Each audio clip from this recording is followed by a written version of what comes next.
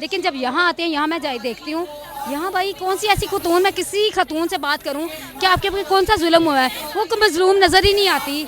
आप उस औरत को लेके आए इसमें कि जिस ये वो मिसाल है, इसके ऊपर ये जुल्म हुआ, ये तशद्दुद हुआ, हमें भी पता चले, ये उनके लिए आवाज़ उठा रही हैं। ये पता नहीं इनकी आवाज़ किस औरतों के लिए है।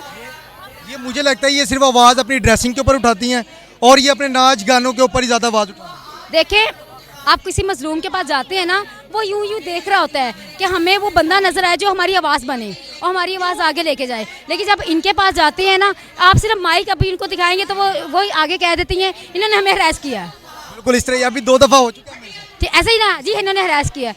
भाई अगले तुम लोग मजलूम हो, तुम लोग ने हक लेना है तो आवाज़ बनो ना।